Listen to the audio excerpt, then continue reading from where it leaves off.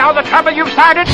Be they a government, be they industry, be they organized labor, be they anyone, or human beings. Time when the operation of the machine becomes so odious, makes you so sick at heart that you can't take part. You can't even passively take part. And you've got to put your bodies upon the gears and upon the wheels, upon the levers, upon all the apparatus, and you've got to make it stop. And you've got to indicate to the people who run it, to the people who own it, that unless you're free, the machine will be prevented from working at all. Revolution Radio at freedomslips.com, the #1 listener-supported talk radio station, throwing ourselves upon the gears of the machine. Revolution Radio, where information never sleeps. You called down the thunder, well now you got it. Right! You tell them I'm coming! And hell's coming with me, you hear? Hell's coming with me! Revolution Radio!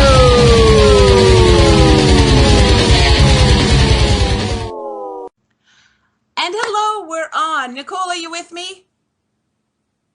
I am now. Hello from Ottawa.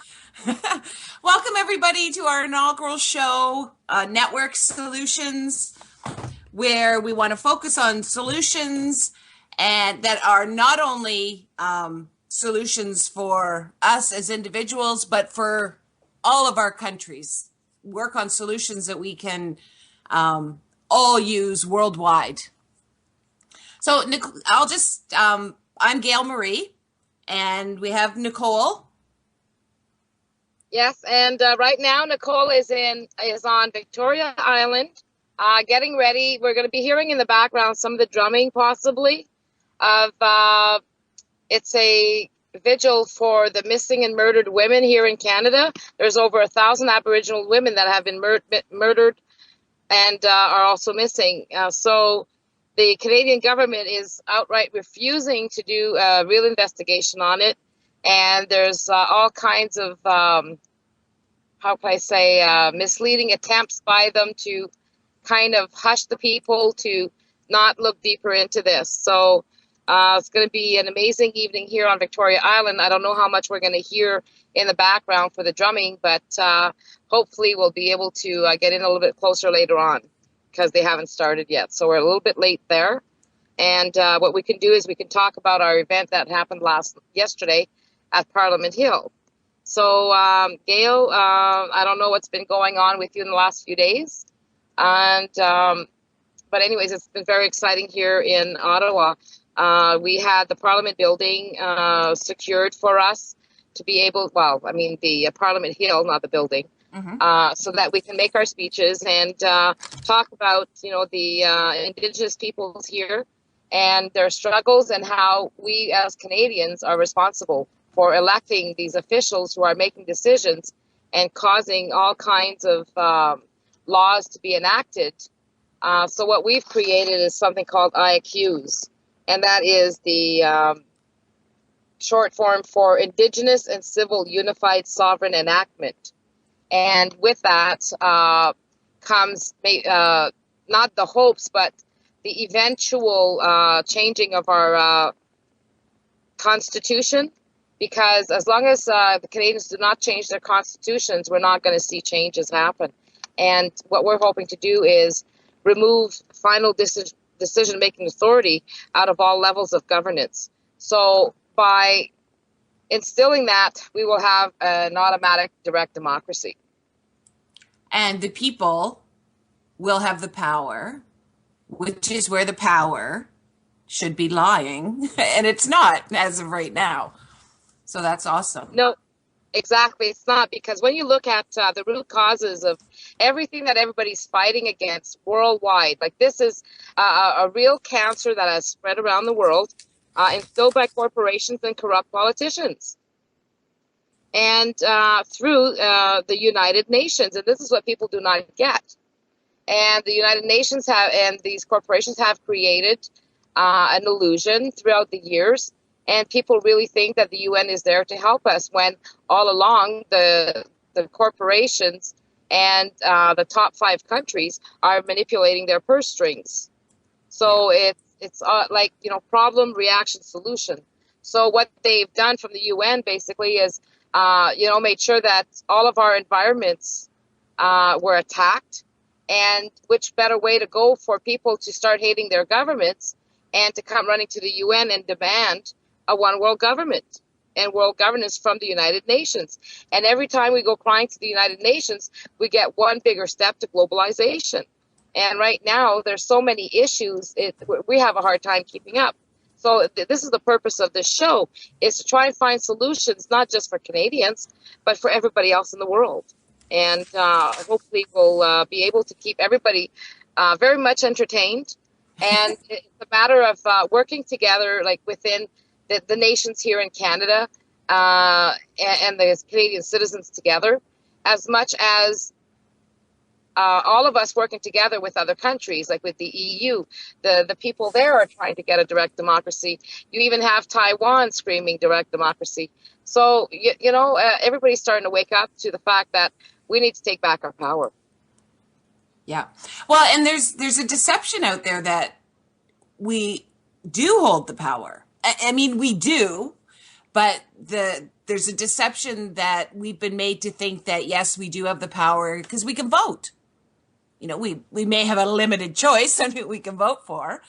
So it's a matter of also people understanding sort of the way the system is working and the deception, and then reaching for those solutions.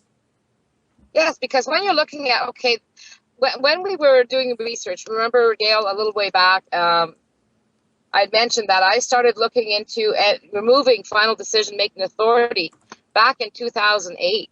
And I had sent all of the premiers in Canada and all the heads of the political parties, including Stephen Harper and all of the, the senators and the Governor General, registered letters saying that we were going to do this. And then I got kind of sidetracked with everything that was happening and discovering more things and more things and more things. And I started seeing it through their own free trade agreements. And what they had back in 2008, what they were working on since, actually in 2005, a lot of stuff got finalized under Paul Martin, and then Stephen Harper just took it over. And it was about the Security Prosperity Partnership Agreement, which basically turns Mexico, Canada, and the United States into a union. And the people don't even realize that it's happening. Right. Well, they don't use the words that would trigger somebody to think about it, right? Exactly. And before, like, people were talking, we're going to go to the Amero, you know, apparently they have the Amero. Well, the people are so asleep that they don't even have to go to the Amero. They're just going to get us all tied together with this TPP and FIPA deals and all of these things within their free trade agreements. And we're going to be globalized and not even realize we are. Yeah. I think it's important to note, because everything is based on fraud, that when the people do take back that final decision-making authority, then those agreements are nullified. Exactly. Like, there's a video, right? And it explains how Canada views the money system. And Paul Martin was being interviewed. And, you know, before I knew all of this, okay, I thought, okay, this seems like a very intelligent man. But now today I realize he's nothing but more than a, excuse the language, moron. Yeah. Because he is quoted, like, on there, he says that he thinks it's great for us to be in a debt society. You know, like... Is that the documentary, Oh, Canada, Our Bought and Sold Out Land? Yeah. Okay. I'm going to look up the link for the chat room. I mean, I thought that he was, I thought it was one of those videos where, you know, they would tell you that, how can I say, it's a joke and he's just kidding around, but he wasn't. No, and it was interesting. I saw that. That was like one of the first documentaries I saw. And but isn't that a shocker for a prime minister? Well, for all of them. I mean, there was local MPs that were interviewed. There was, previous prime ministers. And none of them understand the way the system works. And I didn't understand this documentary. I'm going to put it right now, the link in the chat room, because it was an eye opener for me on how the money system works. And the guys that created this are like geniuses, because they made it so humorous. They made it so easy to understand. And they actually make the government representatives, the PMs and the MPs and all that were interviewed, look silly based on their answers. Well, I really thought this video was a joke, okay? And then I realized, no, he's not kidding. He believes that being in a debt money system is good for us. And Well, it's good for him. Well, yeah, no kidding. It's beneficial to him, just not to the rest of us. Right. So, I mean, the moron flashers, for me was like, wow, this guy's a true moron. And I normally don't call them names, but that's about as kind as I can be to the guy. Well, he's a puppet. Well, and to keep us in debt and that it's good for us. Like, I mean, which planet does he come from? Yeah.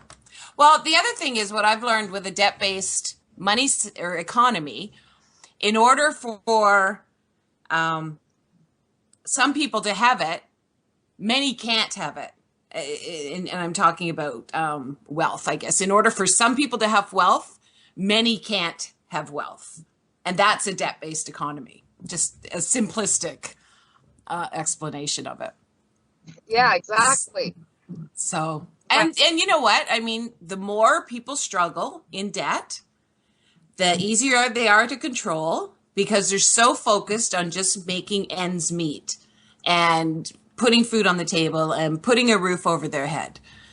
So, I mean, it makes absolute sense, that he would be for that, because, and we see what the outcome has been of, us living in a debt-based economy.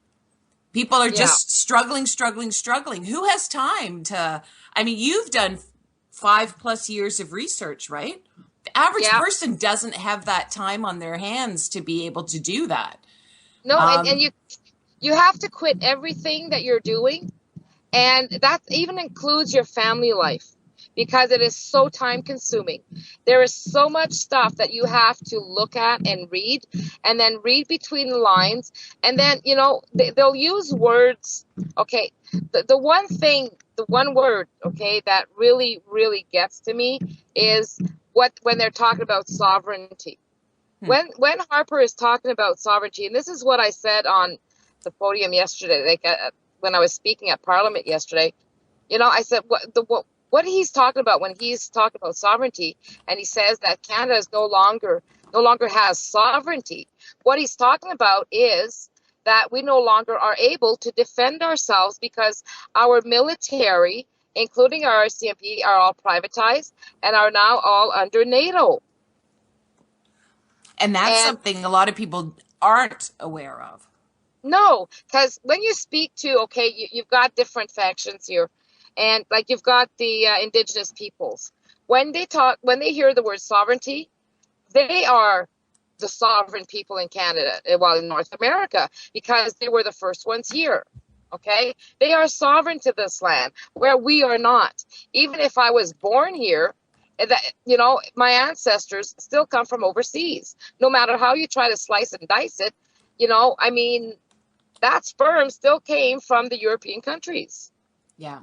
So, even if I was born here, my mother was born here, my grandmother was born here, it doesn't matter to them, and you can't blame them. Right. A truce for the name to be used properly as a sovereign, which is what we understand it as, is your the land that you live on. Are you sovereign from on it, or are you a sovereign from somewhere else? And then when we kind of explain it to people, well, when Harper talks about Canada no longer having sovereignty, he's not talking about the Indigenous nations. He's talking about the military. And when you're talking to the free man think, okay, type of person, well, their sovereignty is, well, I'm a human being. So when we're talking about human being sovereignty, is no one has the right to rule over you, because under creation, it's you and creation, and nobody has the right to overstep their boundaries over you, or vice versa. And this is again where people get confused. It's like, well, I'm a sovereign, and then you've got three different versions of sovereignty that people are arguing each other over, and they're not even talking about it in the same context. And it makes it confusing, and it keeps everybody separated and arguing and divided. It's the whole scheme of divide and conquer. Exactly. So if you're looking at you really have to, when you're doing this research, you can't assume that a word means what it is. You better be opening up that dictionary, and not just one kind, because dictionaries have different variances. So you're looking at these dictionaries and trying to see which would be more accurate to what they're talking about. Yeah. So you'll have one word that's got 10 different meanings. Yeah. And guaranteed, it's not going to be the meaning that society knows it as. It's going to be something right out of left field. Right. And for those people that are involved in learning about law, I mean, that is one of the foundations of their law too, is like, look up every word. Don't assume that the words mean what you think they mean. Exactly. It's like you know what that really gets me? The Black's Law Book, okay? Everybody lives and breathes for that law book. And it's a big con. Like here in Canada, you cannot even refer to Black's Law. They use their own dictionary, and if you want to have a court case, you have to know which court is using which dictionary. And you have to be very specific, their words will not mean the same as yours. Yeah. And then you lose your court case. And they bank on that. Well, it's their clubhouse. That's right. And the law, we're funding their clubhouse. We're not part of their club. Exactly. So when you're looking at Black's Law for the United States, in the United States, they're able to bring reference to it, but it can't be considered in case law. Right. So okay. Let's you've got so much research to share, but I'm really excited about what happened this weekend with you. So why don't we share with people? But before we do, I'm going to just read out that letter that we have given notice to the MPs, because this was one of the basis for what happened this weekend with you. And then, so I'll read this out, and then I'll let you explain what this weekend was about, what your other reason for being in Ottawa this weekend. Okay? Yeah. Okay. So this is a letter we put together, and we've sent to all of our MPs to put them on notice. A notice to you, our public servant. This is a very exciting time to be involved in the growth of our great nation. As representatives of the people, we recognize your commitment to public service and thank you for that. As the times are changing, so are the people. What worked before no longer works today, and that's our situation in Canada. The people recognize that we must take a more responsible role in the direction of our country's growth. We recognize that we have allowed our power to be abused through political party elections and the tendency of our representatives to follow the party line to the demise of those who they are representing. This does not serve the people, only those in government are served.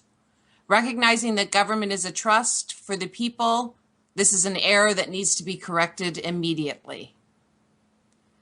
As you are committed to the people who vote you in, your new role in the near future will be an exciting one for you. Your constituents will be your leaders, and your job will be to serve them to the best of your ability. Acting as an independent in Parliament, representing your riding, you will be the voice of your people, bringing forward the consensus of the people in your riding to the table.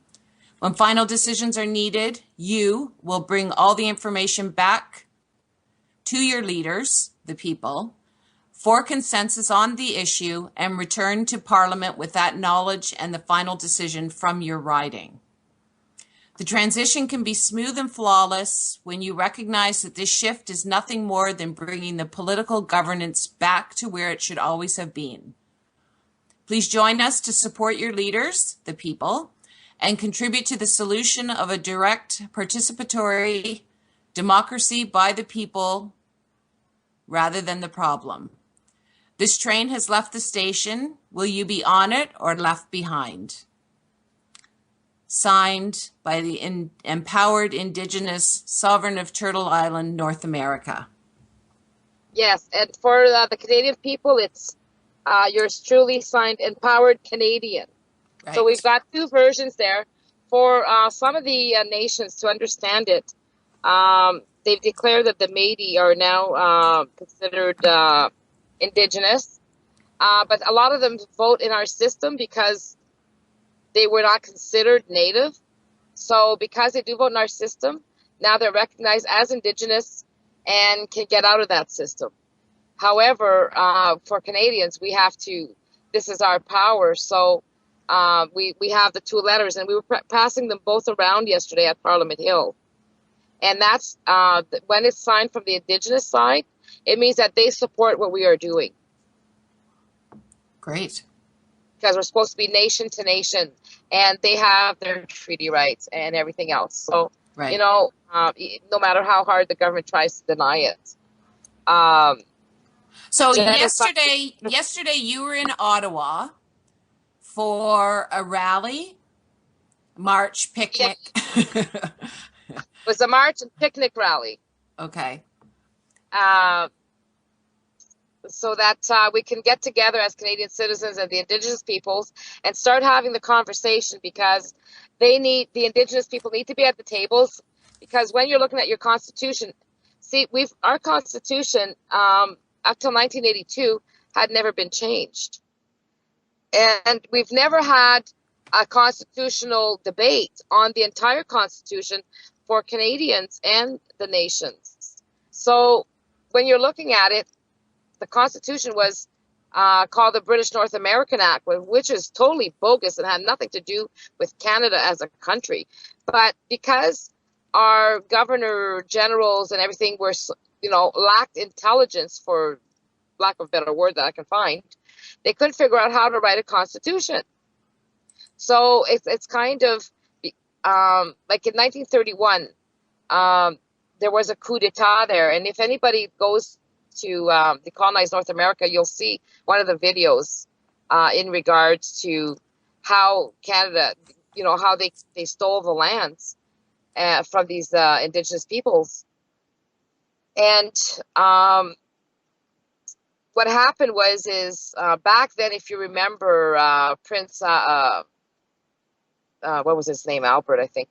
But anyways, he was having, everybody was, after World War I, everybody was undergoing a Great Depression. And, they wanted money from England, all of the countries, Australia, New Zealand, South Africa. They were all looking to the Crown for money. And this guy was a real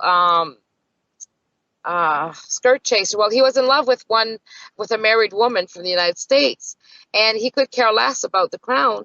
And he ended up forfeiting his crown because he either had to stop chasing her and cancel the affair, and take the crown, or give up the crown. So what he did is he transferred it to his brother, which was Elizabeth's father.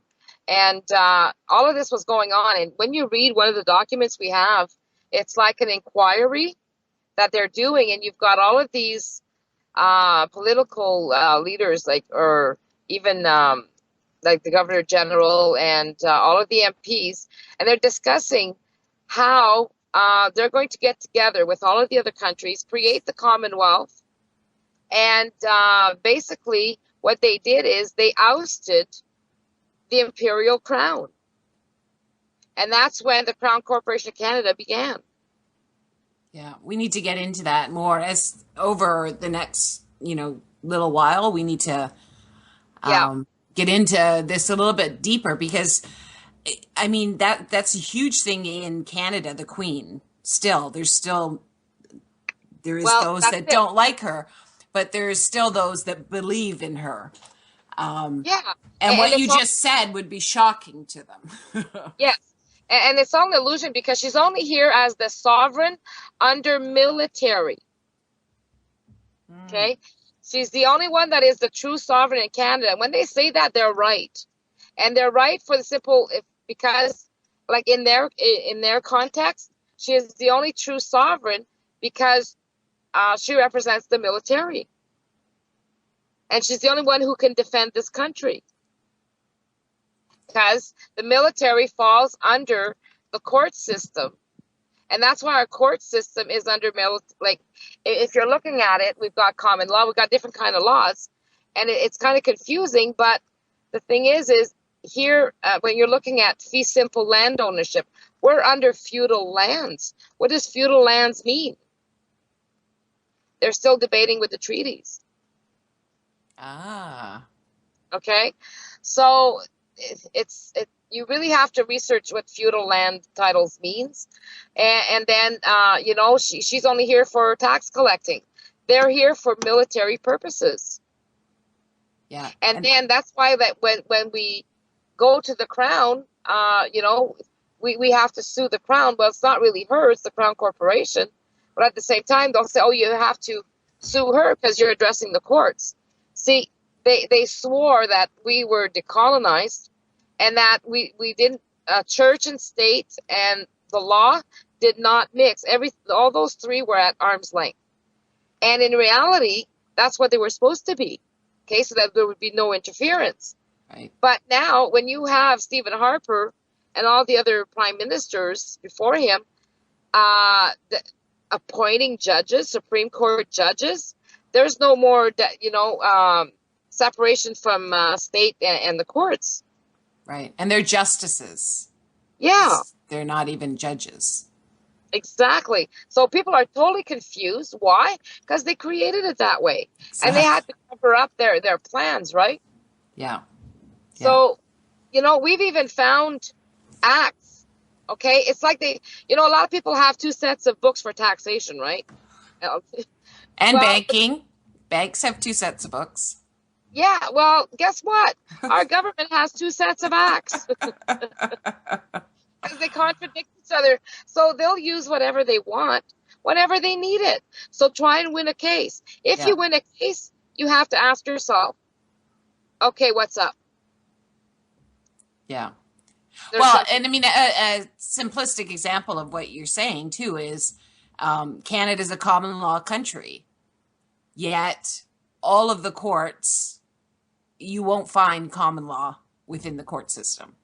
You have to, I think there's some way that you have to claim it, but that doesn't necessarily mean that they're going to. Yeah, it's like the Statutes of Rome, okay? They signed that treaty for all our courts to be under the Statutes of Rome in Rome,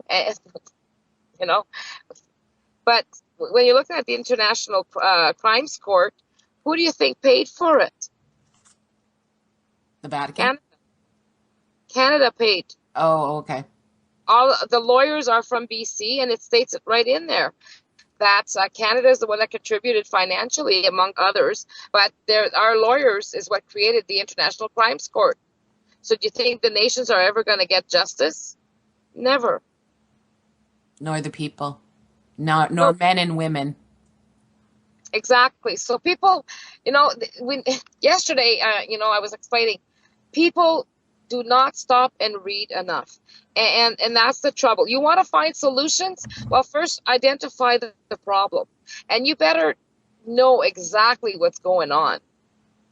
Right. Well, but like we already said, everything's set up so people don't have time, don't know exactly what's going on. And hopefully our show and others that are sharing the same information will help to trigger an interest in people. Something will make sense that they'll say, oh, wow, yeah. And, hopefully take the time, even if it's, listening to you share what you've learned in 2 hours is more helpful than just turning away and, burying your head in the sand. Yeah, exactly. Like, I usually don't trust what I hear from others, okay? Because I've been fooled too many times. And, I do like to further my research. And sometimes somebody will say something and it feels right, okay? But you still need to double check Oh, yeah, for and sure. read it for yourself because, Yep. you know, I wrote a 3-page speech yesterday. Do you think I could find it when I needed it? Well, first of all, uh, everything happened so quick and spontaneously when everything was ready, like everybody kind of jumped in. And then I had to make the speech and everything just flowed. And I didn't need to write it. Like I wasted a whole night writing this speech that wasn't even half as good as what came out of my mouth. So, you know, And um, did you videotape? yeah, we did. We don't know, like it was all done with our cell phones. We didn't have any professionals there. Um, but like again, because we had planned this at Parliament, and then the band councils across Canada decided to all meet together at Parliament Hill on the 14th. So everyone canceled out for ours. Oh, So we had only had a small group. But the thing is the small group came from Six Nations. Then we had other people here that came from out of town because they wanted to meet us. And then we had other people visiting Parliament Hill, and it was great because we still had a crowd there. yeah. And so everything worked out really well. But like back to what I was saying, the research that we're doing, people need to not just believe what I'm saying, but they need to go and research it. Because if you're looking at, people will read the headlines in newspapers. Yeah. And what I gave them an example of yesterday was, okay, Canada's Fair Elections Act, okay, that Harper's coming out with. Well, that's a joke because there's nothing fair about it, and it only allows them to become more corrupt, and less people will have the right to vote. So where is this fair? Fair for them to steal and rob us. It's fair for them. Yeah. But never think that when they're talking about Fair Elections Act, they're talking about them, not you. And that's where we go wrong. Yeah. Everything that comes out of their mouths, everything that comes out of their paperwork, they're talking about themselves, not Canadian citizens or. Well, and that's the Charter of Rights and Freedoms. Yeah. Is about government and government employees. It's not about the people. No. And so once you kind of are able to get that perspective, for lack of a better word, things start to totally look different because you start seeing like what you're saying. They're not writing about what's good for you. This is for them. Yeah. This is what the rules or regulations that they're bound by. So, of course, they're making it as good as they can for themselves.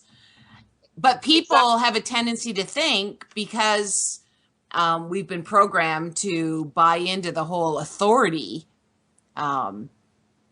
thing that, what's being said relates to them and that they, that's what they have to follow now because of this whole authority programming. And I'm happy to say, though, I see a lot of people, and again, it's just, everybody has a different trigger to sort of waking them up to a new perspective, new information that gets their attention. And there's a lot of people that are starting to question. I mean, it was only maybe, I don't know, a year ago, 2 years ago, I was hearing a lot of the government would never do anything to harm you. I haven't heard that in a long time. Yeah, we have to wake up here, Yeah. and do something. Well, we do. And this is how, you tell two people and they'll tell two people and I'll tell two people. But I think it's really important that we, from a sort of a interpersonal perspective, that we can't wake anybody up by yelling at them and cursing them and swearing at them and calling them names, because that just turns people off. Yeah. So we need the best way that I know how to sort of wake people up or introduce them to something new is in question form.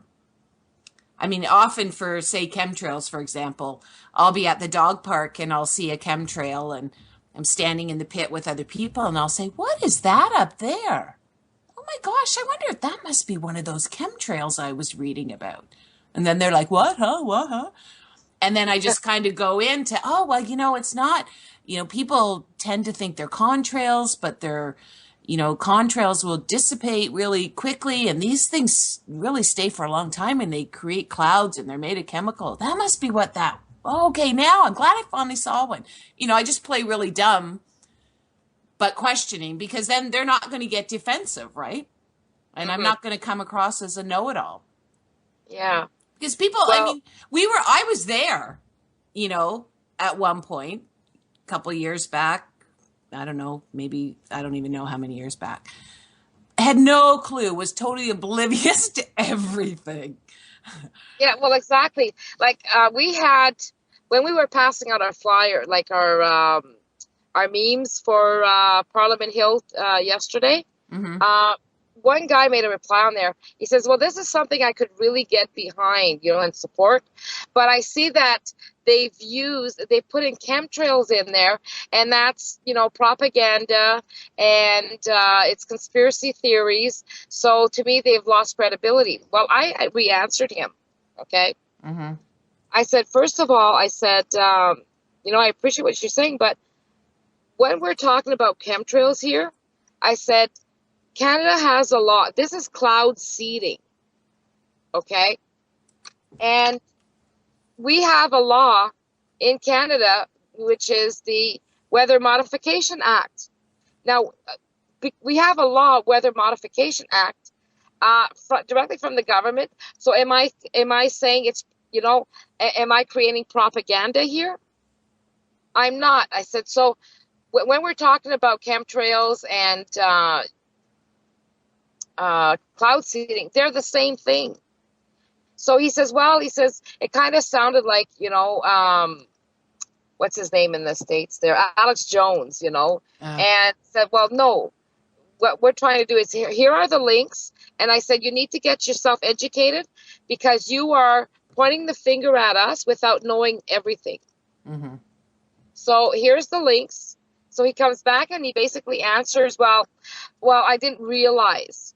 Well, excuse me. Yeah.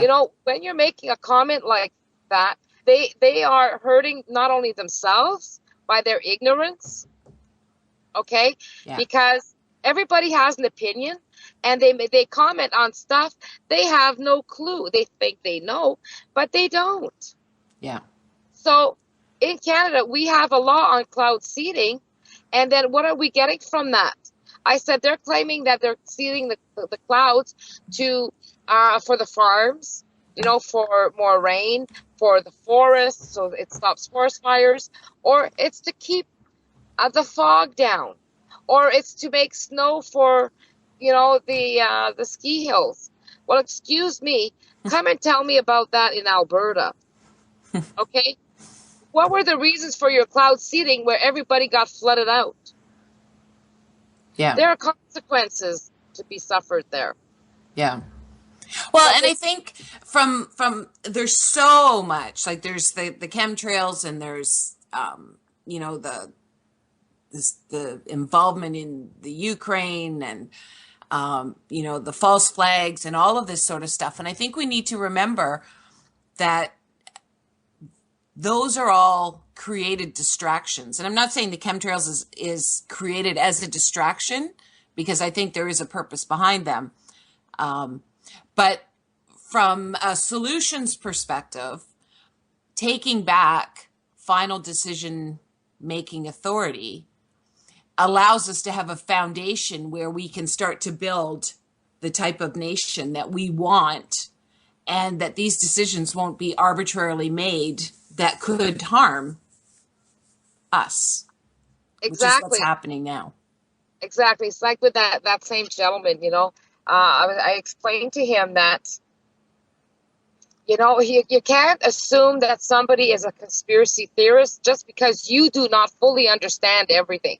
Yeah. Now, and before we start branding people as conspiracy theorists, you better check out your information Yeah. and get educated on it. Then you can say what you want once you've been informed. Yeah. But these people are ruining the chances of us fixing our government. And I said, first of all, are you sure that it's a conspiracy? Second of all, have you studied what's in there? Do you trust your government to tell you the truth? Yeah. And see, that's that kind of response, the questions, right? Yeah. That, to me, questioning bypasses our programming. So, Yeah. because then we have to think of an answer as opposed to just spouting out it's a conspiracy theory. Exactly. Because you're requiring them to think of a response. And once people start thinking, then, I mean, that's what we want. Because you can't look at the evidence and not at least have some inkling of a thought that something is not right. Exactly. And, we really have to work on ourselves, because a good friend of mine, we were talking, and he says, Nicole, when you're talking to somebody, as soon as you say something, they shut you off, and they're thinking about what they want to answer and can't wait for you to shut up so they can say what they need to say, but don't even keep listening to what you're saying, because they're focusing too much on what they want to say. Yeah. Yeah. We have lost the ability to listen. Yeah. And that's something that, we need to learn to do again, and not judge so quickly. Listen. Yeah. Get informed. Start reading between the lines. Like Stephen Harper, when he said that Canada was no longer had national sovereignty. Well, then he's questioned, and he's saying that governance is not government. Okay? Well, he's repeating exactly what the United Nations quote is, and I have to laugh at that, because under the definition of that, the UN states that governance is not government. It's there to limit the people. Okay, well, anybody who tries to limit the people, they're creating laws. They're limiting. That is government. Like, how do they think we're that stupid? Well, yeah, we have been to date, but I don't like to call it stupid. It's programmed. We are. Wouldn't say we're exactly where they want us to be, because I think we're not. But the whole point of the program was getting us to a point where they could just continue to take and take and take and have control and have power. Exactly. But everybody, I think, has lost the ability to do any kind of critical thinking. Well, yeah, but it's just about reacting with the mouth, Well, yeah. I mean, think about when you were in school. If you thought even the least bit different had an answer a least bit different than what the teacher was expecting, you didn't get a mark for it. You were wrong. So, yeah. I mean, that thinking is taken away from us. Again, the whole programming thing. Yeah. And even it starts when we're kids. Our parents tell us what to think, what to do, how to do it. In many cases, if we don't do it that way, you're punished. Yeah. Well, we had algebra or something in school anyways. And I got a 0 mark. I came up with the same answer, and the teacher gave me 0. And I went, well, I have the right answer. You know what she said to me? Well, you didn't do it the same way we're trying to teach you how to do it. That's right. How dare you color outside the lines? Yeah, like I arrived at the same equation. Yeah. But I didn't do it quite the way that they were trying. And it was like, oh, wow. Yeah. Well, and that's why I think it's so important that we recognize that instead of getting angry with people for not getting it or not being able to think or not being able to see something, that it's from programming. So we need to, as people who have somewhat of a clue and want to, make changes, we need to step up to the plate and act differently, not react. We don't want our emotions to be in control because that just creates a whole nother mess. But we want to act and figure out a way that we can reach people without, I say without threatening them. I mean, the kinds of information is scary for people if they don't have any clue at all. But, just educating them in a way, throwing in solutions. Right. Here's what I'm learning, and what do you think of this? And this is what we're seeing as, a potential solution. And, what's your thoughts on that kind of thing? Because you have to get people thinking, and the only way to do that is to have them question.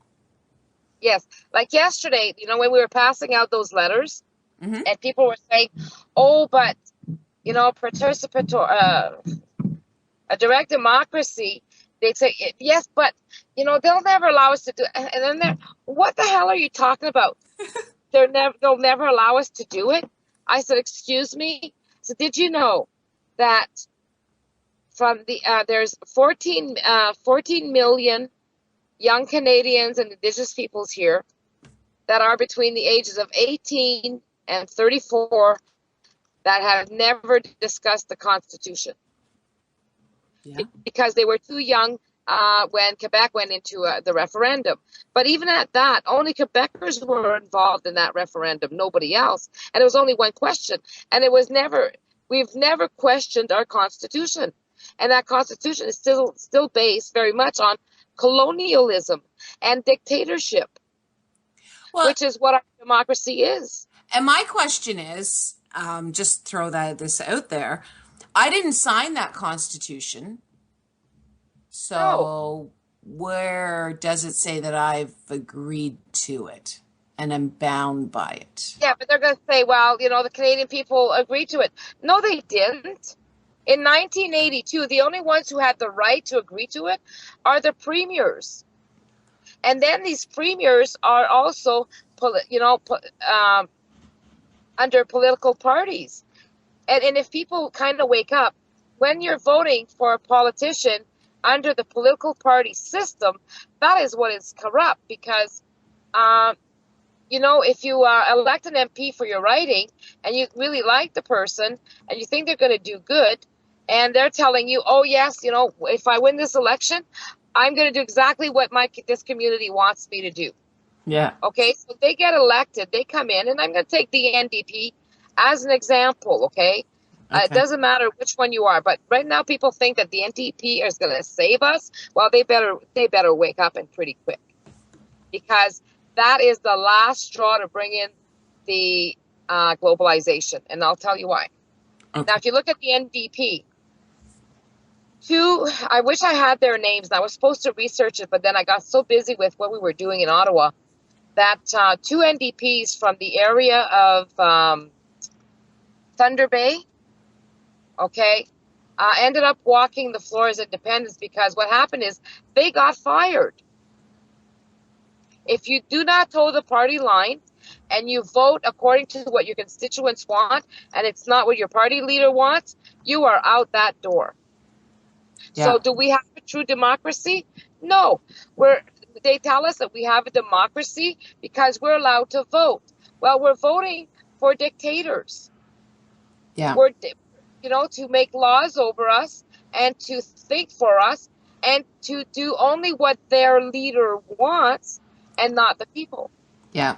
And if that particular leader that's meant to get in, if there's some question about whether he will get in, then we have robo-fraud to ensure he does get in.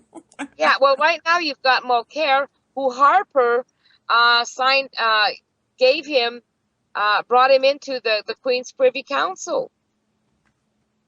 Huh. Why is that? If that's under military again. Right. So, they already know what's going to happen.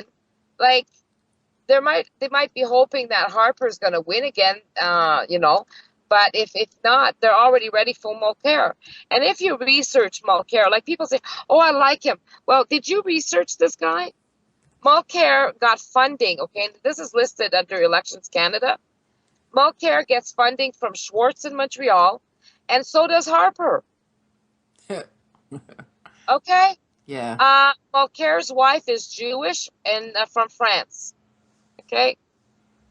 Mulcair also votes in France. He's got dual citizenship. Oh, I didn't know that. No, and then he was the environment minister for Quebec, for Quebec under the feds. Well, he was the one heading sustainable development for the United Nations. So who do you think is going to finalize globalization here? We are going to nullify it because we're going to take back our power. And that, That's right. And until we do that, you can't fix chemtrails, you can't fix the tar sands, you can't fix the pipelines, you can't fix the fracking. We can't fix any of that. We can't fix the nations. We can't fix our own country. We can't fix our taxation. We can't fix our debt because we are not responsible right now, and we need to take responsibility for everything that happens in this country.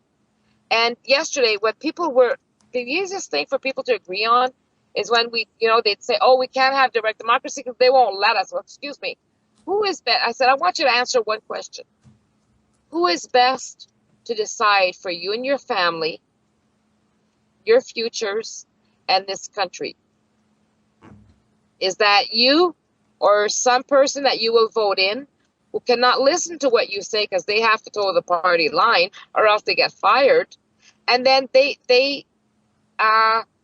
create a system of dictatorship. Do you think they are better to decide what you do in your community? Yeah. Well, and then once you start looking at those questions, you see how we've allowed this to happen because we've allowed others to have authority over us. Well, most of them will say, oh, come on, Nicole, we don't want to be bothered with that. We've got our lives. That's what they're paid for. Oh, you want to vote them in only every 4 years because you're too damn lazy to do your job, to take care of really what's happening with your paycheck, and to be interested in protecting your pension fund. Well, a lot of people don't. The idea of taking responsibility seems like a huge weight on people's shoulders. And they don't understand that actually taking responsibility is where your power lies. And it's the same in the wise approach work that I do with, having people take responsibility for how they're acting, reacting, and behaving.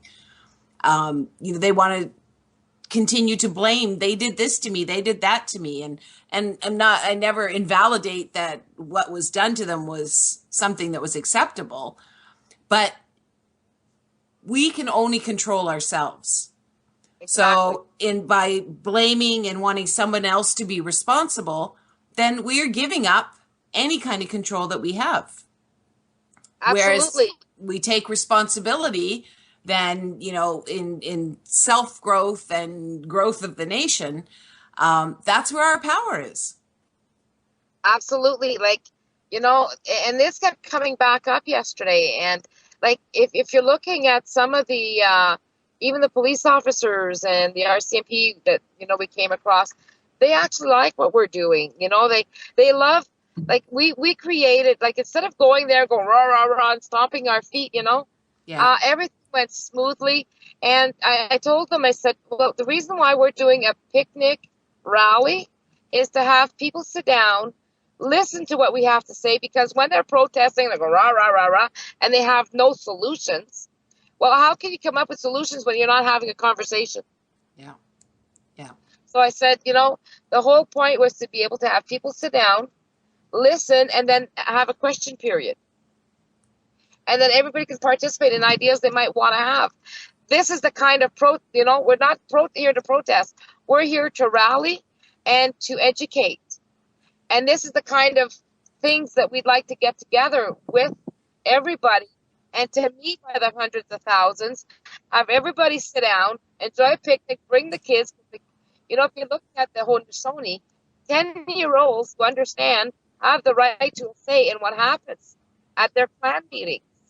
Right. It's their life too. Well, I think we have to take a break now. Okay. So we'll be right back with more Solutions Network. Thank you.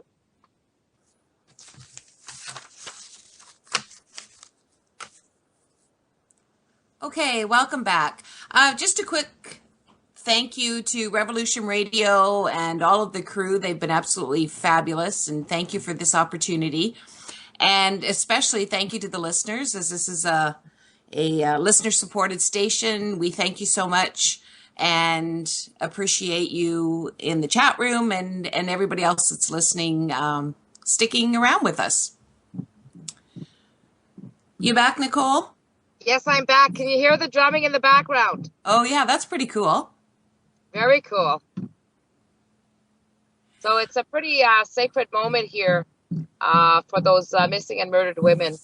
And, you know, this is something that Indigenous peoples around the world suffer continuously. And it's a constant, and it is a genocide still going on. But it's a silent genocide, the same thing as what our government is doing.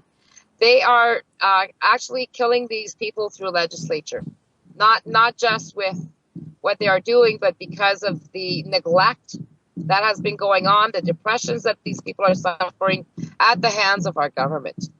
Yeah, we're going to have to do a show on that alone, the Indian Act and all of that sort of stuff. Just when I first met Nicole, I was learning myself about the Indigenous people and the Indian Act and the laws in Canada, and I'm by no means an expert, but one of the posts that Nicole made was to the Indigenous people that if you're going to be doing your will, you need to have it into the government rep by a certain day. And I was like, what? I mean, a will, we all do wills, right? And we have lawyers sign our wills, most of us. But why would the Aboriginal people, as they're referred to by government, why would they need to have their wills signed by a government representative? And that was one of the questions that sort of triggered for me, like, what's going on here? This doesn't make any sense. I don't have to have that done. Why do they have to have that done? It's that kind of thing that, you know, I think will help people to get a deeper and a better understanding of exactly what's happened. I know you've got a lot of information from years and years ago about, you know, needing permission to leave the reserves and that sort of thing. And I think it may be of interest to people to increase their understanding and give them, you know, some things to further research, just to expand their own knowledge base. Well, absolutely, because, you know, people kind of say, well, I didn't steal nobody's lands, and my grandfather and my great-grandfather, you know, they worked really hard and worked these lands and opened up these lands, and it wasn't for us, there'd be nothing here. Well, listen, if it wasn't for us, there wouldn't be contamination of the water, there wouldn't be any fracking, there wouldn't be any of these horrors happening to the earth. Yeah. And I don't think we want to get into the us against them either. Like, that's not where the future lies. Exactly. What people are focusing on is the blame game. No, now let's get together and find solutions and work together and fix this mess. That's right. We're in 2014. Where's the logic in allowing this to go on? There's none. It's just lack of awareness on people's part. I mean, there's so many people that they just don't have or don't grasp the understanding of exactly what's happening in their own country, let alone around the world. So we definitely need to take some time and go a little bit deeper to give people an understanding, because it's just you know, it's one of those things, once you see something, you can't unsee it. Exactly. You're right out of the box now, you know. But the thing is when you're looking at the Indigenous nations and globalization, they are the only thing stopping Canada from being completely globalized. Exactly. Okay? And they are our saving grace right now. And we owe them that respect. And, there's nothing that stops us from having a constitution, which we're calling the two-row living constitution, because they have what they call a two-row treaty. And in that treaty, that was signed 500 years ago, because they made a treaty with maybe 500 people. We're going to live our life in our canoe, and you're going to live your life as according to your boat, but nobody shall cross those lines. You don't interfere in us, and we won't interfere in you. But now we're 330 million to 5 million indigenous peoples in North America. Like, hello. Yeah. If that wasn't genocide, I don't know what is. And that two-row no longer works anymore, because then you've got corporations, governments of Canada allowing these corporations to rape and pillage our lands and waters. And I'm speaking from a Canadian citizen here. And so imagine how these people are thinking, how they're seeing us. And, I can't begrudge them having issues with, the settlers, because we've destroyed their food supply. We've destroyed their ability to actually feed themselves. We've destroyed their ability to even have commerce, because now the one thing that they had going for them were the tobacco industry and helping them survive. And, it really doesn't make sense, because we've got a company who pays out, I used to think it was 180 million, but it's actually 220 million that they pay every year in taxes. And all the reserve gets is 50 million from the government. Now, if Canadians think that their tax money is going to the nations, that's bullcrap, because the nations are supposed to have 4% of everything that comes off of this land and underground. So, they're thinking they've got trillions still owed to them. No, it's a hell of a lot more than that. Yeah. And again, this is information that the government does not freely present to people. In fact, they present it in such a way that it creates this divide and conquer. So it's not about separation. It's about unity. Well, the thing is, I said right on Parliament Hill yesterday that the government is doing these things and making us, all Canadians, look like a bunch of idiots. And I'm fed up that they're doing stuff in my name. Yeah. Not in my name. It's time that we stop this insanity and stop this government who we elected, okay, and who we have no say with after the fact. Even through fraud, even though they were elected by fraud. Democracy, like democracy. Go and tell that to a chimpanzee, and he'll laugh at you. Like, I mean, it's so crazy, Gail. Yeah. I'm sitting there, and it's like I'm watching a Three Stooges movie, and we're going right along with it, thinking it's for real, Yeah. I mean, and how have we become? Well, and that's where, when we were talking just before the break there about the whole authority, and I said, I didn't sign the Constitution. Why would it have authority over me?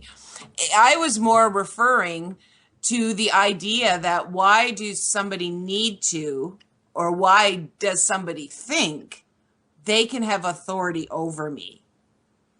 Because, and this is, us as men and women looking at what our programming is as it relates to that.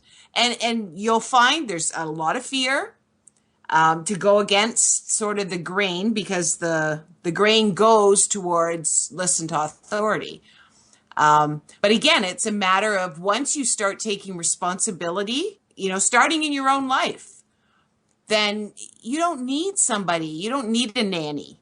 You don't need somebody telling you what you can and cannot do. Exactly. That this is where morals come in, and you have to, I can't. I don't consider myself anything close to a saint. I'll tell you that. I have my share of, I curse every 3 words usually. I'm good. Thank you today. You're being very tame today. Yeah, because usually, the first thing that comes out of my mouth is WTF, and a soft look on my face. And I've never cursed so much in all my life. I'm 51 years old. Am I 51? Yeah, I'm 50. but anyways, it's like, come on, like, where was my head at all of those years? But yeah, they keep you so busy, and you trust, okay? And this is where we go wrong. We trust. And this is one thing I want to address. When you wrote that letter, okay, Mm-hmm. and you wrote in that the government is the trust of the people. Yes, we are under, very much like the Indigenous peoples, under a paternal relationship with them. And by voting for them, we place that trust in them. And yes, they owe us fiduciary duty. Well, the problem is it's a corporation. It's not. Yeah. It's been railroaded or hijacked by a corporation. Exactly. And that happened in 1931. So if people go and listen to our video, they'll see that, these lands were stolen when they created the provinces. And what they did is, when they created the provinces, then the nations were all upset, right? Because now they were stopping them from hunting and fishing everywhere. So they went to court, and the Supreme Court judge says, okay, well, we're going to be so good to you. Mm-hmm. You can hunt and fish everywhere in the province and trap. Excuse me? They already had that right. You didn't have the right to take a whole freaking province. Yeah. And then give them, that's how easily they stole it. Well, see, that goes back, though. I don't mean to cut you off. I just want to clarify. When we, as men and women, allow the whole idea that we need authority, that's how they get away with that crap. Absolutely. Because we are they're the ones in charge, and we don't. So we believe, and again, I don't know if I've ever said this to you before, but when you believe something, then all thinking stops, and you don't continue on looking in and researching further, right? So we believe that, the government is the authority, and so we stop thinking. We stop looking deeper into things, and that has allowed them to have this kind of control and power, and continues to, until we look at ourselves and start taking responsibility as men and women for ourselves, and then it starts to ripple out into the growth of our nation. Yeah, but that's blind faith. That's blind faith, blind trust, and we need to start asking more questions. Yeah, we need to be, like, I'm almost thinking we should demand that every judge, Supreme Court judge, passes a sanity test. They do it to us. Yeah, half of these things sound good. But who's gonna do that test? Who's going to create that test, and who's going to administer that test? Well, our power is, the government. I told it, the Haudenosaunee women that were with us yesterday, and we had clan mothers there, and it was so fantastic. And, I told them, I said, it's like with you, with the paternal relationship and everything. And on our side, we have that paternal relationship as well. But who are they afraid of? They're afraid of the voters. Okay, but now they're no longer that afraid of the voters, because if you look at, you've got Elizabeth May, you've got Justin Trudeau, you've got Nicole Turmel, and David Suzuki and Maud Barlow, these people who are activists, plus, the other 68 in Parliament who are sitting on this parliamentary committee for globalization, and yet they're not telling anybody about it. Yeah. They're either absolutely dumb, have no brains, or they don't care about the nations, because what globalization is doing right now with the bills that the government has come in, they made it look like it's an Indian problem, and it's not. It's not just an Indigenous problem. Everything that they're doing to the environment is all of our problem, but they want Canadians to look the other way. Yeah. And who's going to fight for this earth. It's the nation, it's the indigenous peoples, because everybody else is too busy bringing their kids to soccer and PTA and doing this and keeping up with the Joneses and paying their bills, and we're losing this country in the meantime. Yeah. Yeah. So what is more important to you now? And this is what people need to do.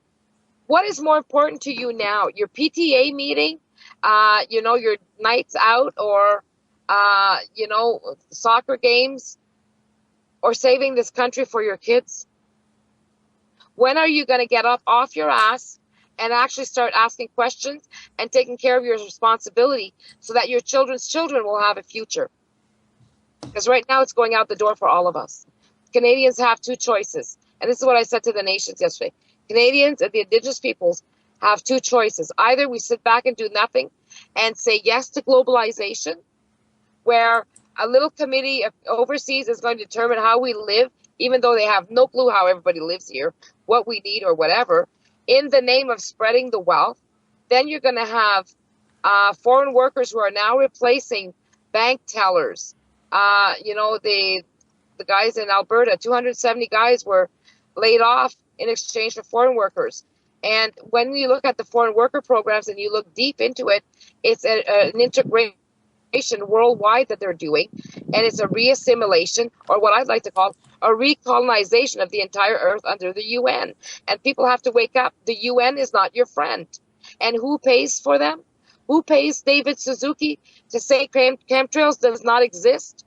Okay, the man might have done a lot of good work, but when he says that chemtrails do not exist, what the hell is cloud seeding? Then why does he know that the government has a weather modification website and an act? Yeah. These people, how many people believe David Suzuki and hail him? Oh, but he's done so much. Okay, he's bringing you down a path. He's bringing you to the guillotines. Oh, but he's done so much, so we're going to forgive him for bringing us to our death.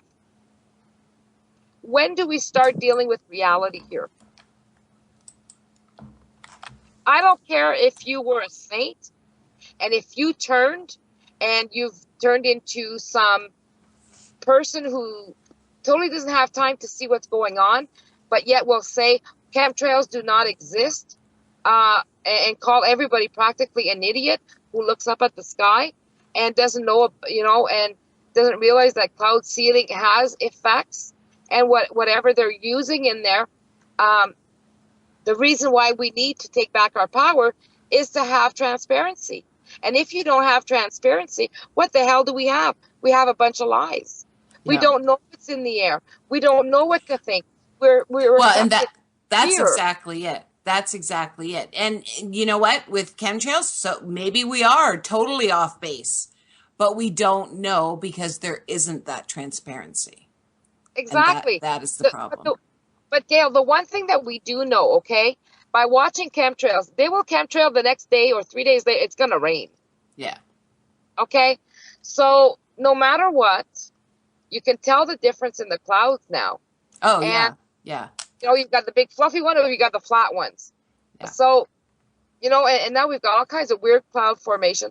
Whatever they're putting in there might not be good for us. How do they know that it's not going to affect us? We are lab rats to them, and they don't care. It's about business. It's about money, and the money doesn't come back to the Canadian citizens or the Indigenous nations. It goes out to the corporations, to their shareholders who don't give a rat's ass about the effects of cancer or anything else within what the monies that they invest in these corporations and the after effects. If you're going to be an investor, you better learn and know that you're investing in something that's not going to be killing a whole bunch of people or, giving them cancer or any kind of diseases or affecting the animals or the water or the air. Yeah. Where are their morals? It's more about money. Who cares about what it does to other people? And then when their own family members die of cancer, they go, ooh, they start to cry. Well, look at what you're doing. We need to change ourselves. Yeah. Yeah. Practical Madman made a post in the chat room. Studio B, get vocal, local, concentrate on the community, and destroy the idea of a nation. Well, that's good in one mind frame, but not when you're dealing with a country of 33 million people. We're not Iceland here, okay? And Iceland has 200, like, not to be nasty here, but the reality is that we have 35 million people in Canada. We can't just focus on little communities, because some communities have nothing to offer. They have no trade abilities. Some of them are practically ghost towns. Yeah. So, and the lands, we don't own the lands. You can't say, we're going to build a community and we're going to do what we want, and to hell with the government and to hell with anybody that wants to come in here and not do what we say. So, you really have to look at the purpose of that. We have elders we need to take care of. We have people who are mentally incapacitated that we have to look after.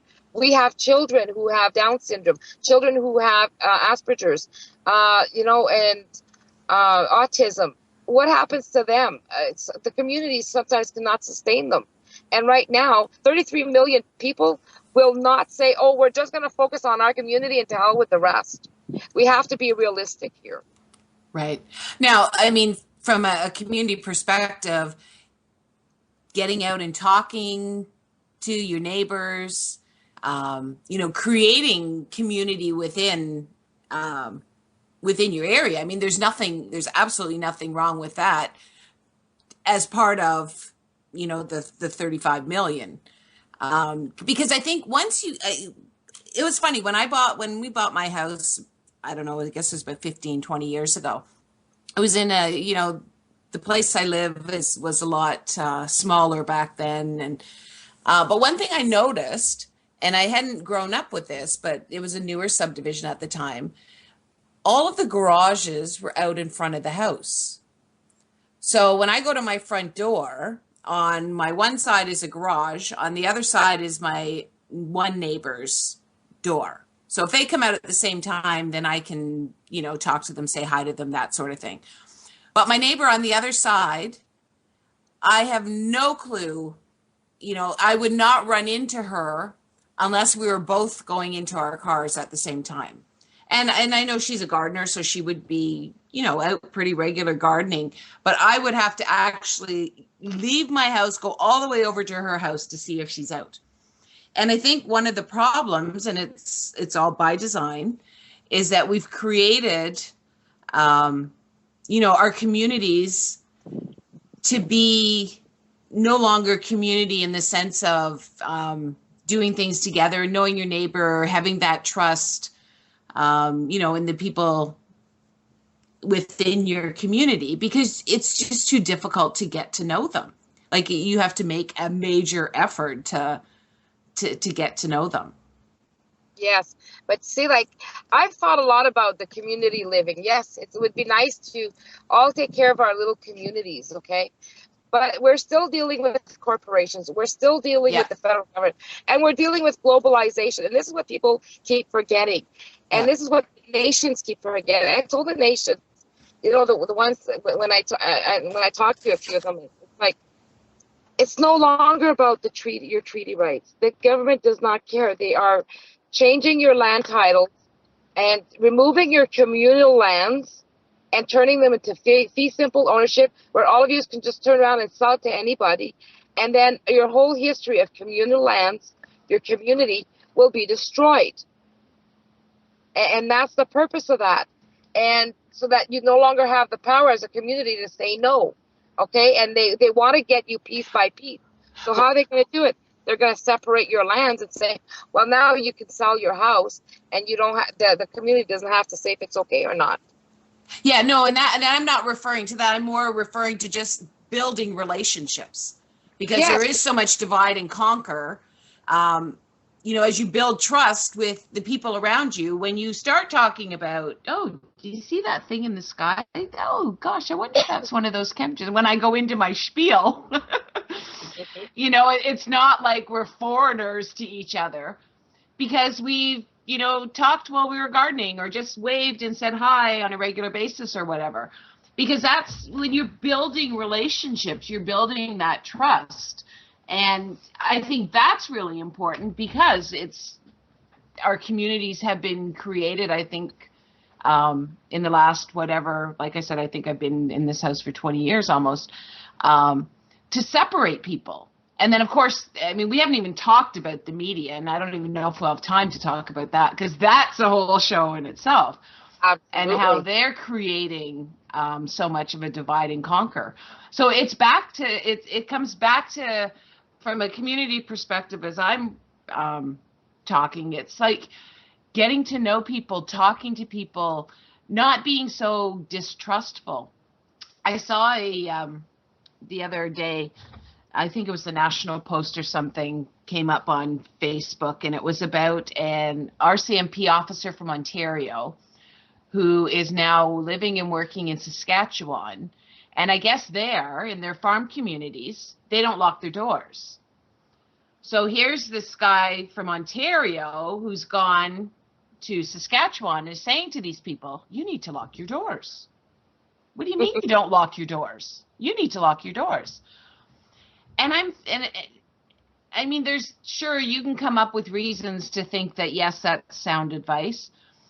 But is that not him bringing the whole fear-mongering and propaganda to this place, and even just putting it, I mean, out there on the National Post and the national media, like introducing this community that, you know, trusts their neighbors to every slime bucket that's, you know, in the vicinity now, that's going to go and rob these places because they're so trusting.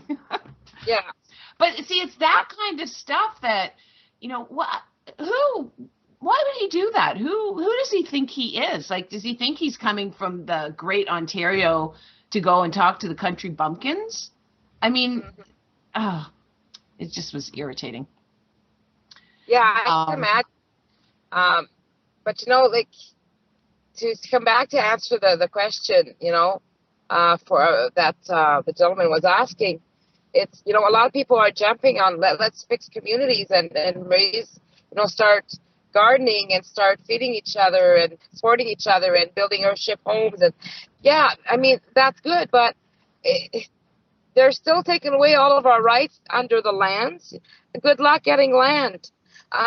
You know, you're still going to be forced to pay taxes. You can't just say, well, we're going to never mind the government, because you're going to have the military surrounding you, no time flat. Well, and the thing is, and we mentioned it earlier, take back final decision-making authority, and we have our foundation. Exactly. And if this community wants to create this, awesome. This community wants to create this, fabulous. But we need that foundation. Exactly. We can't of our put power. Force. Okay? Because then we're going against the system. We need to take it back and then make it flow for everybody. And until we take that final decision-making authority, we're never going to succeed at anything.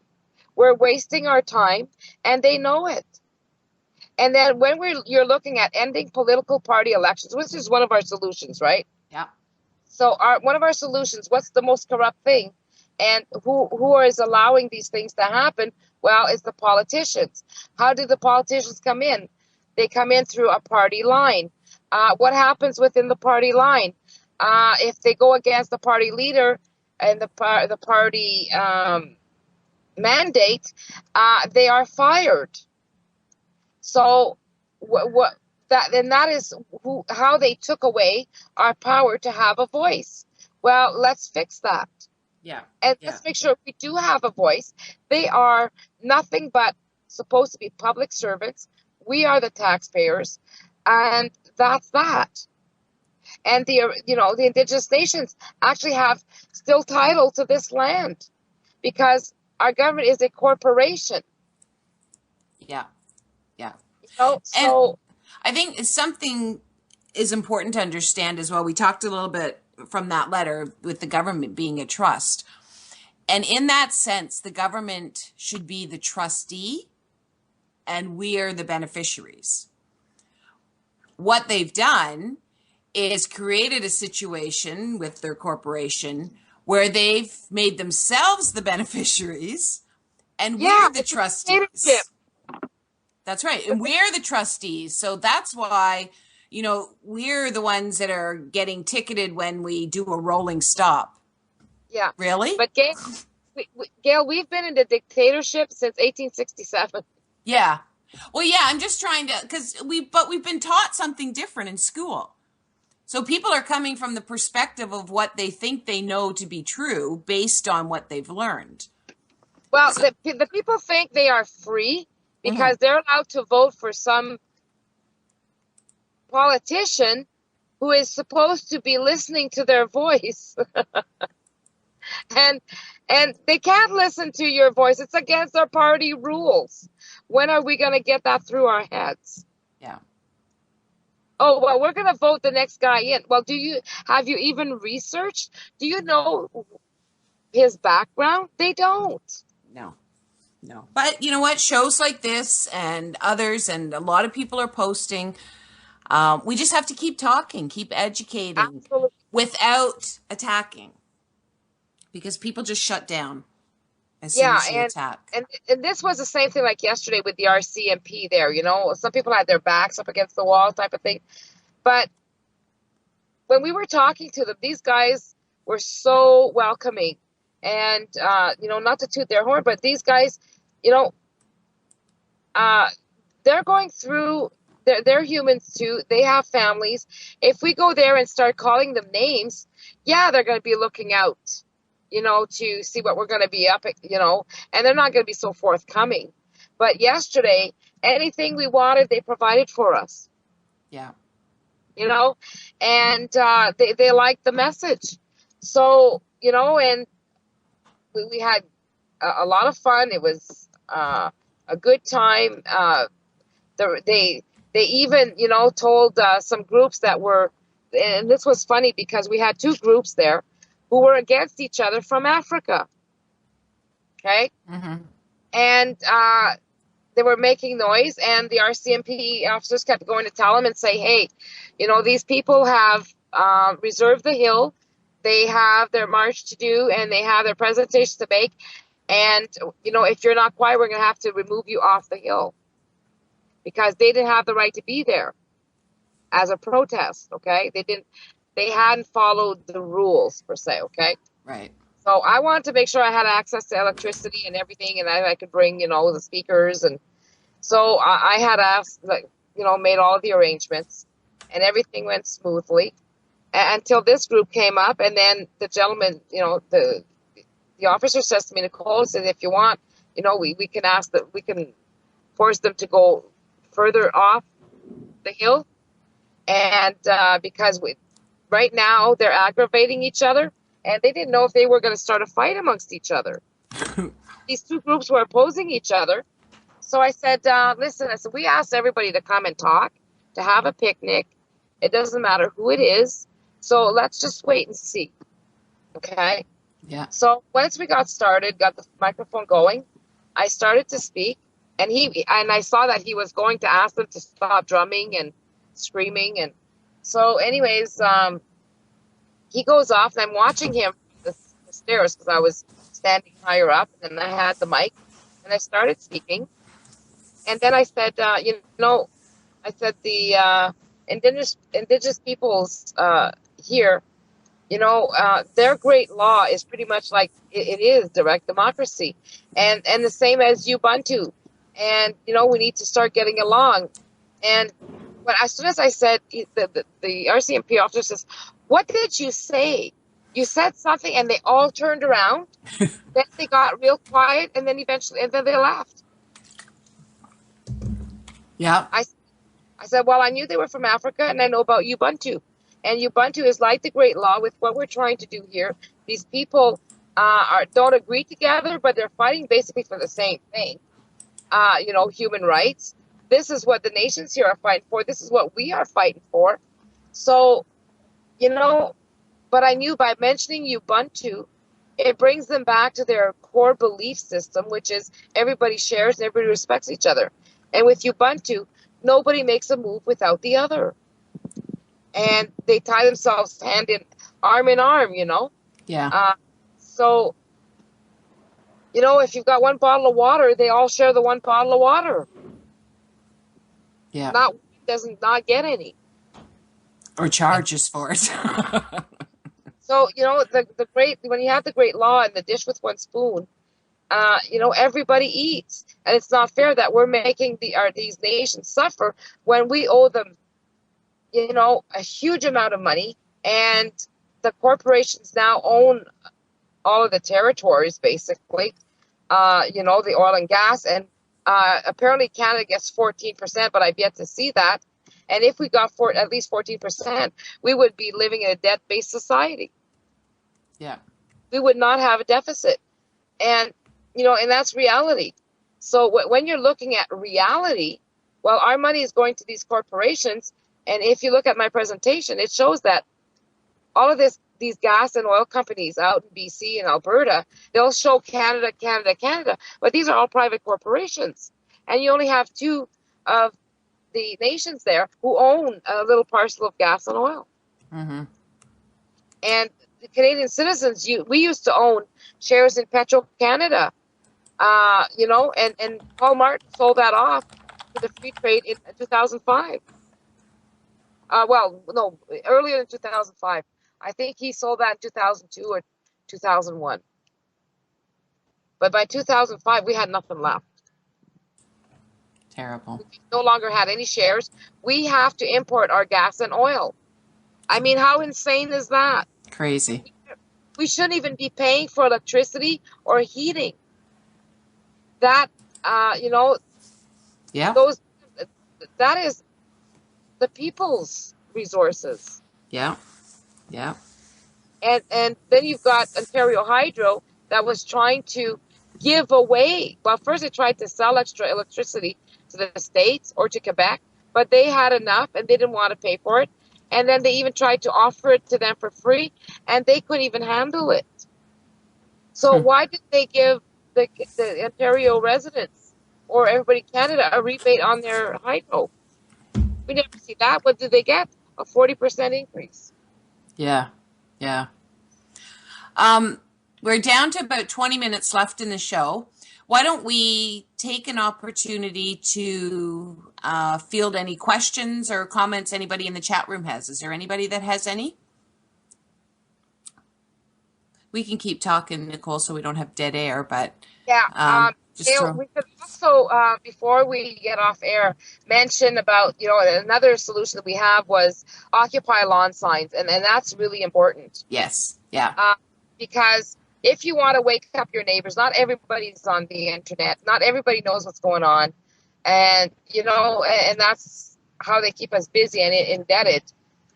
So if people started putting posters of, the issues that they have, and start putting them on their lawns, or if they don't have a lawn, they can put them on their balconies, their windows, their doors, bumper stickers, you name it. Like now they have magnets you can put on your vehicles. The government they do their political campaigns. Well, let's do a people's campaign. Occupy your lawn signs. And, you can use them back in protest or whatever you want to do with them. But at least if they're on your lawn, some places have bylaws where they'll charge you to be able to post a sign. Well, it's worth the money to post a sign there and have all your neighbors starting to question what's going on. And then they can start doing the same thing. And that's how we can educate the outside public and our communities with these Occupy lawn signs. Hello? Sorry. I guess I have to do that at least once a show, right? Forget to take my mute off. You scared me there for a second. I was saying, if you're in Ontario, we're in the midst of an election right now, so the candidates are putting their signs up. I mean, what would be more perfect than seeing the people's signs up? And what was really fun about making these signs is we did some hilarious stuff. Remember? Yeah. And there's some really funny lawn signs you can put, like to get the message out there. And when we don't want people depressed. We want people happy that we can change the system, and nothing has to be terrifying, because by removing political party elections, okay, automatically we become the final decision makers and enforce that, and change fix our constitution to benefit the people. And like Etienne Choual says, the people need to write their constitution, not the lawyers. And I firmly agree with that. Oh, yes. Oh, yes. So, and it's how we're going to live amongst each other. And this is why when we came out with i-acuse.com, the Indigenous and Civil Unified Sovereign Enactment, that is for us to start working together with the nations. So, and because they still have their treaty rights and they're still negotiating land claims, the government cannot neglect that. Neither can the Canadian citizens. This is a reality. We made those agreements. Our ancestors made those agreements forever. Forever doesn't end in 2014 or 1982 or 1931, right. Okay? Or not 1867. Forever is forever. Now, so let's... Remember, Nicole, we talked, I guess it was a couple of weeks ago, and you were saying that, how can I word this? Because I don't want to give it away. I want you to give it away. What the government must think of this campaign, for lack of a better term. Yeah.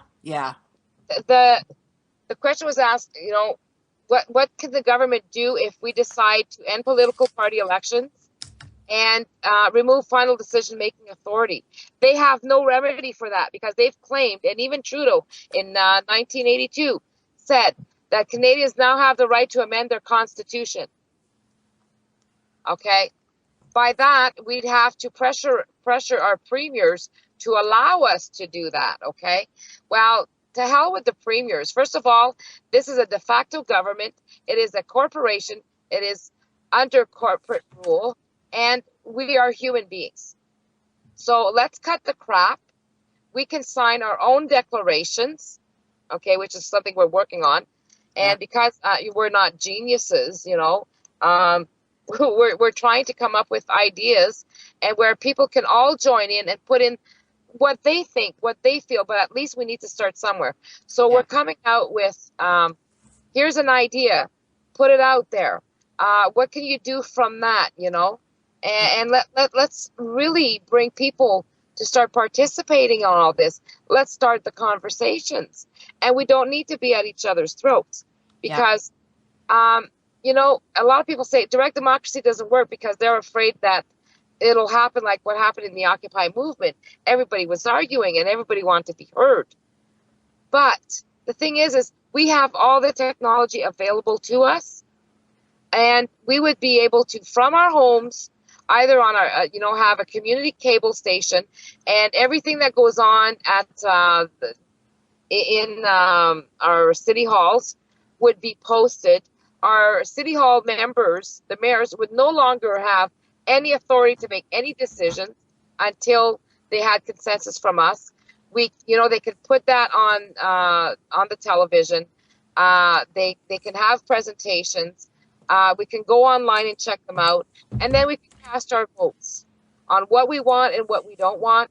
If all of a sudden we've got 70 to 75% consensus, whichever we've all agreed upon, bingo, we go forward. If we don't have consensus, then they'll have to explain it all again, and then we can have some little town hall meetings on explanations, because a lot of people don't understand the words. They might have a different meaning, but that can come afterwards. But we don't need to be afraid, because the government has prorogued government twice, and they are gone almost 4 months out of the year, apart from not being there half the weeks anyway. So the government's not going to fall apart if we do this. The governance is still going to be happening. Everybody's still going to have their checks. Everything's going to still get paid, but they just won't have final signing authority. And people say, well, they don't have time to come and ask us permission. Excuse me?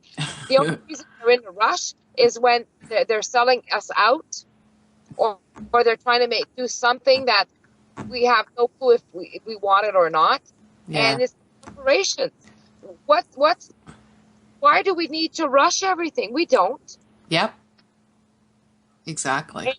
And why should we pay for electricity and gas and all of these natural resources we have here and benefit from them and then force the corporations to go green? We don't need the UN to tell us that. And we don't need, little committees of people to dictate what millions are going to do, like in the city of Toronto or Montreal or in Vancouver. We've got towns of 200,000 people. 250 cannot determine anything for 200,000 people. We've got too many ethnic groups to begin with. We're so diversified in our communities. We need to stick to a common ground. Yeah. Yeah. And create the foundation and then build the house. We can't build the house without a strong foundation. Exactly. And that foundation is going to be a new constitution that is not reeking of colonialism and dictatorship. It's power in the hands of the people. That's right. Of men and women. Yesterday, someone said, yes, but a lot of people don't want to go and vote. Well, let's give them something they'll want to vote on. Yeah. Yeah. You totally understand where those people are coming from. And it's all by design because how did Harper get in? He got a majority with, 33% of the vote. Of course it was done fraudulently, but there's so much apathy and you get upset at the apathy, yet you totally understand the apathy. But the way this system is set up is that you can't take a stand by not voting and you can't take a stand by voting. Exactly. The thing is we need to vote on the right stuff. Us. That's right. I also want to throw out there that we're always looking for people. There's so many skills that we don't have that would be so helpful and useful in creating and growing this campaign to be able to get it out there to people. So if anybody's interested, Nicole, what's the website email address? i-accuse with 1c.com. And there's a form there that they can fill out. And there's a copy of the Constitution that Rick DeShane drafted. And people can comment on it. Like I've been trying to do so much at the same time that forgive the website, but I'm not a graphics designer. I'm learning as I go. But we're trying to now that we're done with the Parliament picnic in March. Now I'll be able to address more stuff on the website. We want to put stuff on taxation, and we want people to be able to. We're going to be making videos for each paragraph, explaining each paragraph. And in the meantime, if people want to go and look at as to why our democracy doesn't work, we've got nice little videos that these gentlemen have made that are very concise and spot on. And it's told in a very simple manner. So once you understand how this democracy is working and why it's not working for us, then you look at the Constitution that Rick has started drafting. People can put their comments and start writing their own and send that in. We'll post that. We're not trying to rebuild the wheel because a lot of people have worked on trying to go with a direct democracy. Everybody has good ideas, some bad, some good, or some things that might not have been considered. So if we've forgotten something or, we need to put all of our heads together and come out with something that's acceptable for everybody. And when we focus on the one question, who is best to decide, for you and your family in this country and what this country should be, well, it's all of us. It's not one politician that has to read all of our minds. Yeah. And it's not you and me. No. We're just throwing it out there because the discussion needs to happen. Exactly. And, people yesterday, a lot of people were protesting across Canada for defend our climate and defend our communities. But they're going rah, rah, rah and stop, the pipelines, the tar sands. But nobody has solutions. We were the only ones at Parliament with a solution. And then that letter, they were passing around our letters and people were just loving it. And this 2 young men kept coming and getting huge packages of them because they want to pass them around everywhere in Ottawa. And they want to know, where do we download this and who do we send? I said, you send it to any politician, your mayor, you vote them in. Anybody you vote in who is a public servant, they can receive that letter. But right now, that letter, you can even do it online and send it to all the MPs. We're using this letter as hey, wake up, this is what we can do. Yeah. Yeah. And it's just to send it out there. And it doesn't cost much to print out one letter. I printed out 2,600 the other day. Okay, like within about 8 hours. So like on my little printer. So, 2,000 of them, 2,600 out there, that'll go a long way. Yeah. And if everybody does the same, prints out 100 and hands them out, well, one person reached 100 or 1,000 and we need to get that message out. Yeah. So, and this is I think it's important to point out as well that this is a grassroots of the highest order, grassroots. Well, yeah. Like this is all volunteer that we're doing. Like, Exactly. And you put in so much time. I mean, in this area. Well, it's more than a full-time job, Gail, because it never stops. Yeah. People are contacting us about solutions. People are contacting us about their problems. We're getting people from across the country asking for help in their court cases. Like, I mean, I'm no lawyer, but we're trying to help as much as we can. But the thing is it's hard. I can understand why some people don't have time to look into things. Yeah. But at least the ones who do have the time should take the time. And those who don't have the time should at least take the time to read what we're handing to them. Because we're giving them this information, not because we didn't do, we just didn't grab this out of the air. This is research that has been done. So, and this is a viable idea. Maybe it doesn't work for everybody, but it's up to everybody to say what they think. And it's up to us to start the conversation. That's right. We need the conversation, and we need to focus on the common goal that we all have and not get caught up in the little... Exactly. But people need to learn to listen. Yeah. And the whole picnic idea at Parliament was that, to have them sit down while they're eating their picnic, enjoying themselves. It was supposed to pour. And we ended up having the most gorgeous day you can imagine. So we were ready for rain, and all of a sudden, careful what you wish for, though, because we were hoping to get some wind to push the clouds out. But it was so windy at one time, I almost flew. I felt like I was going to fly away, But it was a great day. And people when they're sitting down and they're listening, see, if you're talking, you're not listening. So when somebody's there at a mic, we ask that everybody be quiet so that so that they can hear every word and absorb it. And then we'll have questions, Yeah. So this is what we're trying to start, is getting the conversation going. Yeah. And Parliament was great because we had people from all over the world yesterday. Yeah. Cool. And the other thing I just want to point out, if we want people to listen, then we also need to listen. And Exactly. so we can lead by example in that respect. Absolutely. I think the music's going to be coming on pretty soon, so we probably should start wrapping up so we don't get caught. And here it comes. So thank you very much, everybody. Thanks, Nicole. It's been fun. We'll be back again next Sunday at 6:00 and look forward to it. If anybody's got any comments, questions, want to get involved, I've put the email address into the chat room. It's how about info@i-acuse.com. Accuse with No, one it's C. I-accuse. Sorry. Okay. I-accuse.com, and we have our Facebook page, Gail. Yeah, I've been putting links in. I put the Occupy link in and stuff. So Great.